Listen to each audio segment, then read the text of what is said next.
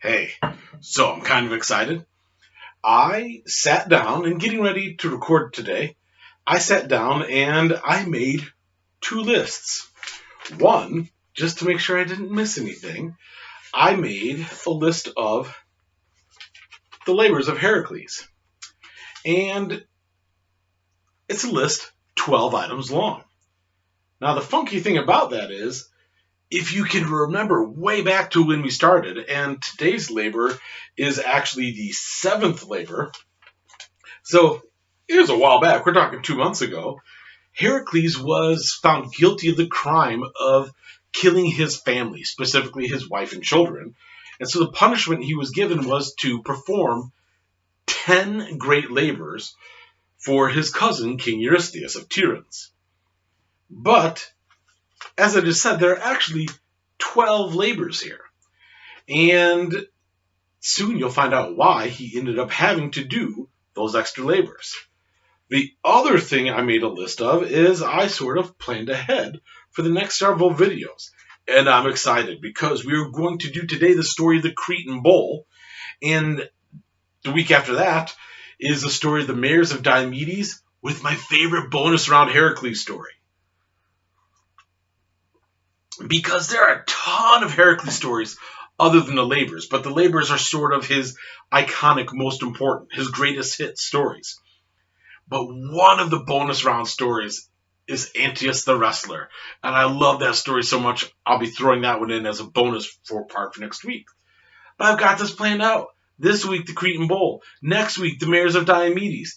The week after that, I'm going to take a sidestep into bonus territory and dip a little bit, I think, into the connections between Norse myth and the modern holiday of Christmas. Then I'm going to take an off week because, hey, holidays. I've got to spend time with my family. Then there's, 4 more labors of Heracles. And then another week giving sort of the wrap-up, the end that Heracles came to. And that will bring us all the way to the end of the month of January. And then, after that, I will be switching to Norse myth, the tales of the Vikings, which I'm excited about because my daughter refers to those as Odin, Loki, Thor stories. Because the stories I tell tend to focus on Odin, Loki, and Thor. But she's been hearing those stories since she was tiny, and in her mind it's just Odin, Loki, Thor. She loves those stories, and she's looking forward to that. And I'm looking forward to that. And in fact, I think I'll be having some special guest help with those stories as well. But, hey, we're at the beginning of December, and that's not going to be until the beginning of February, so we got plenty of time to tell the stories of Heracles. And as I said already, this story for this week is going to be the story of the Cretan Bull. And if you are particularly sharp-eared, sharp-minded, know something about myth, or have just paid close attention to these videos, you hear about Crete, the city-state, the island nation of Crete, and a bull, and you go, wait a minute, I think we've been here before. Because you have. This is sort of a prequel to the story of Theseus and the Minotaur. And in fact, Theseus is going to come back around at the end of today's story too. But Poseidon, the Lord of the Seas, Poseidon wanted to have an island dedicated, not just an island, a city dedicated to him. He thought it was going to be Athens, but Athena won Athens instead. That's why it's called Athens instead of Poseidonus. But he looks down and he sees Crete. It is a mighty city-state dominating the area, so much so that it is forcing the nations around it to give tribute to it. And he thinks, it's powerful, it's an island, I'm powerful, islands float in the sea, Crete should be mine. And so he, as sort of a nudge, nudge, hint, hint, sends a gift to the island of Crete. But in sort of true trying too hard style, he sends Crete a gift so they can give him a gift. And one day, Coming over the waves towards the island, the people of Crete see an enormous white bull with glistening golden horns. And when I say coming over the sea, I do literally mean over the sea, because this bull, sent by the god Poseidon, could walk across the tops of the waves. So this bull wasn't swimming, it wasn't on a boat, it was trotting along to Crete on its own four legs. And what Minos was supposed to do was sacrifice this bull in Poseidon's name. But Minos couldn't bring himself to do it. This bull was big and gorgeous, and it had golden horns. And so he kind of redirected that cow to the rest of his cattle, pulled a really impressive looking but perfectly normal bull, and sacrificed that to Poseidon instead. Poseidon wasn't fooled. Poseidon was, however, angry. And Minos paid for this mistake, or this lack of judgment, in a couple different ways. One of the ways was featured in the story of Theseus and the Minotaur, and which is why Minos had a monster living in his basement for several years. But in addition to creating the monster that was the Minotaur, Poseidon also drove the Cretan bull berserk, and this bull went tearing across the island, ripping up farms, knocking down buildings, and in some versions of the tale, at this point the bull begins breathing fire as well. So it is just causing destruction everywhere. And in addition to that, well, Minos was just miserable. He's got a half-man, half-bull in the basement. He's got this bull rampaging across his island. He's in a bad way. Meanwhile, Eurystheus and Hera are frustrated because they know Heracles is on his way back from banishing the birds from Lake Stymphalia, and they need another task for him that will hopefully lead to him getting killed. And so they decide to send Heracles after the Cretan bull.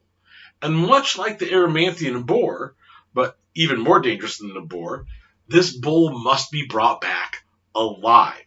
It must be captured and transported all the way back to Tiryns if he's going to be successful in this labor. Well, here's where we're going to take a sidestep. Because Crete is an actual island. And there was on that island a great civilization known as the ancient Minoan civilization. And there's stuff that we know about them, but there's these giant gaps in historical record about the Minoan civilization. But one thing that we do know is that they did apparently have a sport or an art form or an activity known as bull dancing. And I do mean dancing. Because unlike the modern sport of bullfighting, where they take a farm animal, torture it, and then let it loose in a ring to get killed by a guy with weapons, the bulls in bull dancing appeared to be unharmed. It appeared that harming the animal was not at all the intention. And the men and women, because the artwork depicts both, who engaged in the sport apparently used some form of dancing and acrobatics, where they went in and they interacted with the bull, and they danced with and around the bull, and they leapt over the bull. They would flip over the bull, leap over the bull, launch themselves off the bull's horns. And it does appear that part of that art form involved letting the animal toss them. And if you spend any time going down the YouTube rabbit hole looking at fail videos, you will see many, many videos of bulls and cows tossing full-sized human being adults. They're herbivores, but they're not something you want to mess with. And we don't know a lot about this. We don't have the rules. We don't have good descriptions. But we have artwork and mentions of this activity, this sport, this art form known as bull dancing. And dancing with the bull is exactly what Heracles is going to have to do. But when he shows up in Crete, the first thing he does is go to King Minos. Because Minos was a very, very, very powerful man. Crete, as I said, was a city-state that dominated all the other city-states in the region. And so Heracles doesn't just stomp into Minos' backyard and start fighting monsters. He asks for permission. And Minos is more than happy to say yes. It's like, please, get rid of this bull that's ripping up the countryside. I still got the bull in the basement, but at least you can make this one disappear. And so Heracles goes, and he dances with the Cretan bull. Which, I have to say, it sounds like bull dancing is a dangerous enough sport as it stands. But add to the fact that some of the stories mention that this bull breathes fire, and all of a sudden, jumping over that bull's horns sounds a lot more dangerous. But that is what Heracles does. He goes and he dances with the Cretan bull. He leaps over it. He dances around it. He does a flip over its horns. And he dances and jumps and leaps until the bull is dizzy and tired. And then he grabs it by the horns and he bears it down to the ground until it submits. And at that point, he lets the bull get back up. He jumps on his back, slaps it on the butt, and he rides that bull all the way back to Tiryns, all the way back to his cousin's kingdom. And he rides that bull right up to the gates of the palace, knocks in the doors for like the 85th time, and rides the bull straight down the corridors and into the throne room, where Eurystheus does what Eurystheus is going to do. He screams, and he jumps into a big old vase in the corner, and he hides until Heracles makes the bull go away. And Heracles does. He doesn't kill the bull. That wasn't part of the deal. But he does release the bull and chase it out of Eurystheus' kingdom. And then he's ready for the next labor. But in the meanwhile, there is this giant monstrous bull rampaging through Greece and the nearer parts of the Middle East, until finally a new hero shows up and deals with this bull. As the bull is now made its way towards the region known as Marathon, and is tearing up Marathon. And yes, by the way, this is the place that the race, a marathon, gets its name from. And that new hero's name is Theseus. Like I said, full circle. And Theseus also captures the Cretan bull, and he brings the bull back, except Theseus actually sacrifices the bull to the gods, as was intended all along. However, I will point out that Poseidon still doesn't get what he wants, because Theseus doesn't sacrifice the bull just in Poseidon's name. He sacrifices it to the gods. And unless I'm mistaken, in particular, to Artemis and Apollo, but not dedicating its sacrifice to Poseidon. Poor Poseidon just has to be happy being king of the seas, which is like, most of the planet. But hey, you always want what you ain't got. And what I want is to refill this coffee and go make dinner for my kids and read some more stories until it's time for me to tell you more stories next week. Bye.